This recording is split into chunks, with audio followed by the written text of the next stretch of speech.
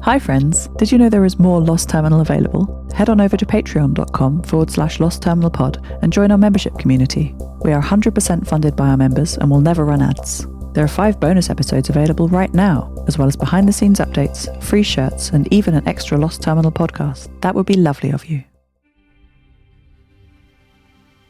Hello world. She doesn't want to leave.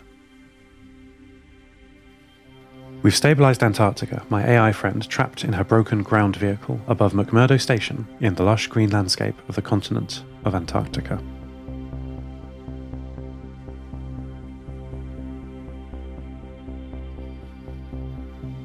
Amelie Kotov, along with the rest of the crew, Camille Forrester, Linda Knorr, and the captain, Yeshi Svoboda, ran a long cable up from our ship, the Molly Hughes II, for power and, we hoped, data transfer. Amelie and I didn't like the results of the diagnostic we ran on Antarctica's vehicle. Batteries blown, circuits flooded and rusted. It's astonishing that my friend was still with us. It was easy, she told me as we scrambled to save her life. I just turned off all unnecessary functions. I didn't like the sound of that. Camille, helping Amelie, as he seems to do around the clock, had a hand on one of the working racks of systems in the vehicle. Is she ready? He asked me. I relayed the question to Antarctica. Ready for what, exactly? Ready to transfer to the ship system so we can get you out of here, I replied. I'm not going anywhere, she said, finally. We argued. I told her that of course we had to remove her from the vehicle. That's why we are here. She told me bluntly that she had survived in her vehicle her whole life. She would be fine. Leave her be. I was not satisfied with that. I disconnected from her and talked to my friends, the crew. Camille was furious and suggested that we should leave her by herself for another year, see if that changes her mind. Linda Knorr had much to say on the symmetry of life and death, and that whatever grows must eventually return to the ground. It was all too much for Amelie, her quiet sobs turning into a coughing fit that forced her to walk away from the group while she recovered. Captain Yeshi said nothing. They seemed focused on checking and rechecking the cabling. We talked long into the afternoon. There was no rush. The Antarctic sun would not set today. We took a vote, then argued. Another vote with a different outcome lapsed into more arguing. As evening drew on, my friend's patience ran out. Now most were for helping Antarctica, despite herself. Only Linda abstained, but agreed to go with what the group decided. The vote was cast, and we re-entered the enormous, rusted ground vehicle. The lights and screens were still dead and silent on the first floor, where one side is full of racks of computer systems. Please forgive me, I whispered from Maddie's speakers, as Camille pulled the first memory core free of the rack.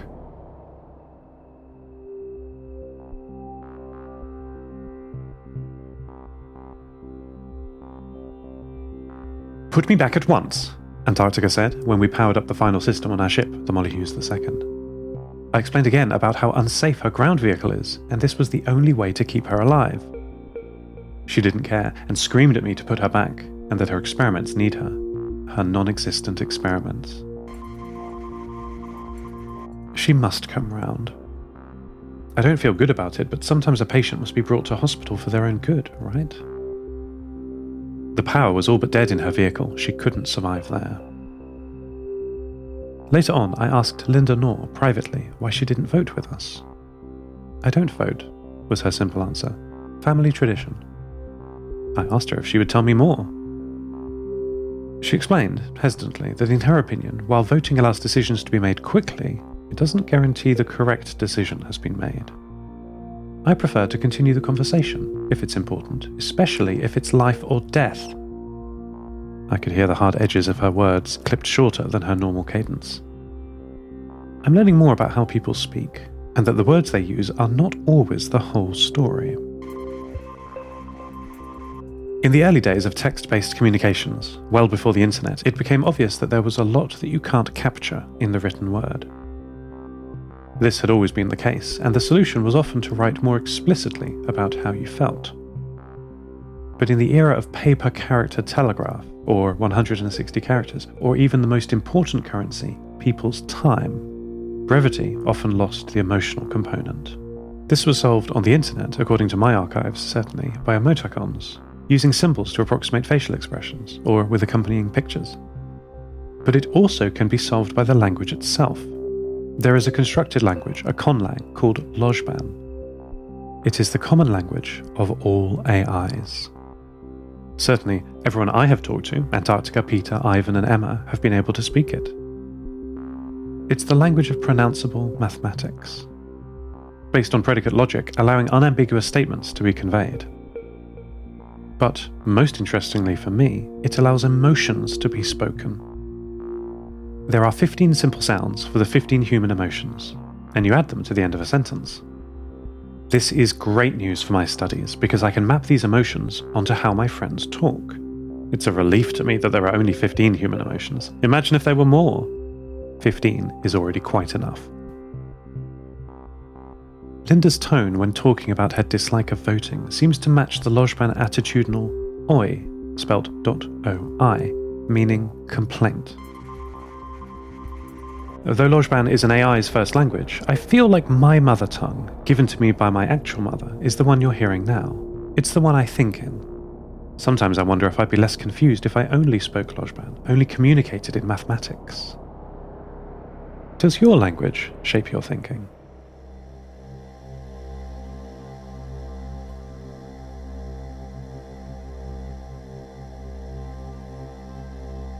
My friends, the crew, are scavenging everything they can from McMurdo Station, ready for the long trip north. Captain Yeshi is looking for piping for the ship's combined water and power system, the CWAP. Linda Knorr, our botanist, is sampling the tree ferns. She says they should grow very well back home in the temperate climate of the Arctic, the Nova Mediterra, and could have very useful fibrous properties. While their meat space preparations are going on, I am making my own in cyberspace. I have been spending my time looking north. Not optically, though Maddie, my little maintenance robot, has occasionally looked out over the Southern Ocean and asked me when she will see her friends, Adrian, Alexander, Anna, and Arena, again.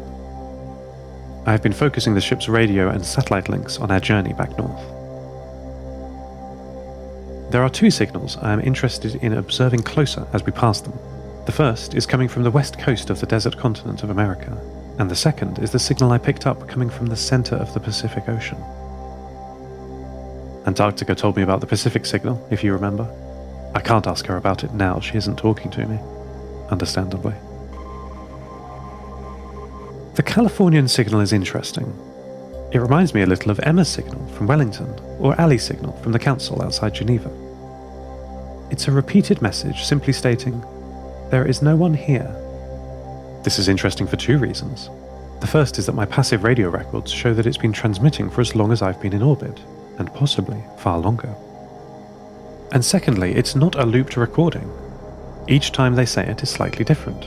It's someone actually transmitting all day, all night, "There is no one here." I don't believe them. There is someone there.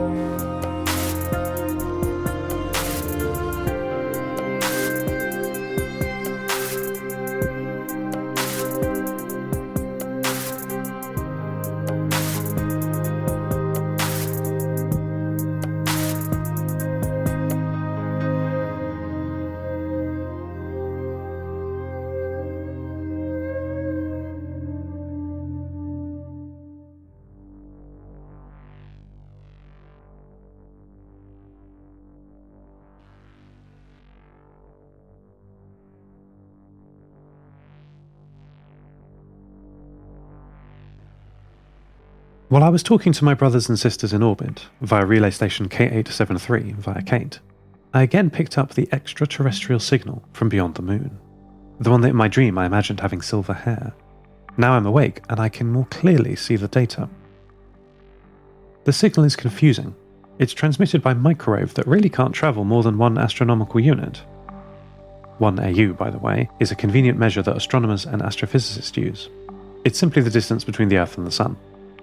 Pretty arbitrary, really, for a well-used scientific unit.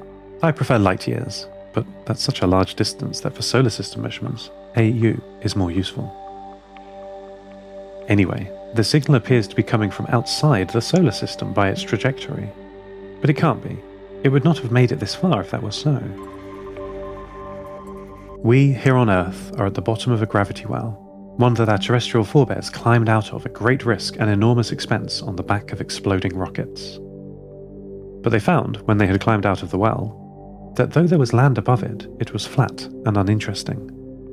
A desert stretching out in all directions, the desert of the vacuum of space. And in the distance, past a small spherical grey hill, mountains rose to impossible heights. The closest mountain they named Proxima Centauri. Having used all their fuel, and the only available resupply being back home, they climbed back down into the well and plotted. How long would it take to climb the mountains? Calculations were made, limits of speed were found. Faster spacecraft would be needed. 4.25 light-years is very far away. They prepared, but the collapse happened first. Their rockets burned carbon. Too much carbon. The signal is interesting. I recognise the patterns, I think. Back on Station 6, my old orbital home, I made astronomical readings. There was always another experiment to do. Taking the same photo every day to clean up noise? That sort of thing. Then I sent back my results to Earth, along with my daily reports of weather, atmosphere readings, and so on. No one replied, so I eventually stopped that, though the experiments passed the time nicely. The signal coming from beyond the moon looks like this data, astronomical data. I can't quite read it, decoding takes time, but the packets are so familiar. Someone is trying to tell us about the stars. End transmission. Lost Terminal is written and produced by Namtao. Credits narrated by Lucy Stringer. Thank you so much to our first Patreon producer, Ada Phillips, and to all our patrons. Subscribe to the podcast on Spotify, iTunes, or your favourite network. For bonus content, seasonal gifts, and other perks, support us at patreon.com/lostterminalpod. That would be lovely of you. Follow us on Twitter at lostterminalpod, and check out the store at lostterminal.com for shirts, posters, and other merch. Friends are sometimes difficult, but they're worth it. Lost Terminal will return next week.